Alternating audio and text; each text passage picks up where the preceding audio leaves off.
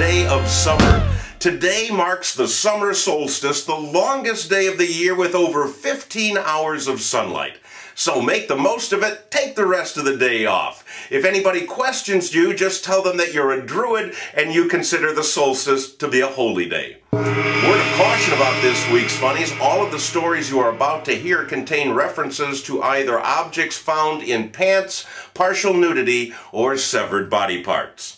That said, here's the feel-good stories of the week.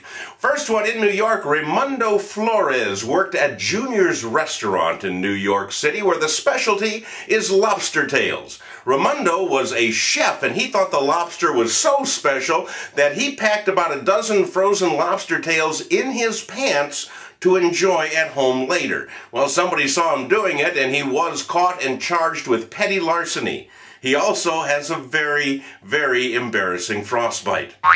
Rodney Dennis, on the other hand, worked for the state of New Jersey emptying parking meters. And as he was emptying the parking meters for the state, he would occasionally slip a quarter or two in his own pocket. And by a quarter or two, I mean 120,000 of them. But he was a very frugal thief, and he took his $30,000 booty to the bank to put it in his account, one bucket of quarters at a time. Well, this aroused the suspicion of a bank teller who alerted authorities, and Rodney was arrested. His defense, he claims he was just going through the change. Thank you. All right, if you find yourself in Ashland, Oregon over the 4th of July, do not, I repeat, do not miss the 4th of July parade, because Jen Moss, also known as the Naked Lady, will be joining a group of inline skaters in the parade wearing only a pair of skates and a hemp G-string. That's right. Now, the Ashland Chamber of Commerce has asked her to not participate in the parade because it's a family event. But they also recognize that Ashland City Ordinance allows women to be topless. What's that? Legal toplessness in Ashland, Oregon? Road trip. Who's in? All right. Visit Canada. You might go home limping. For the 6th time this year in British Columbia, a human foot has washed up on shore. Just as in the previous 5 times, it was a right human foot clad only in a running shoe.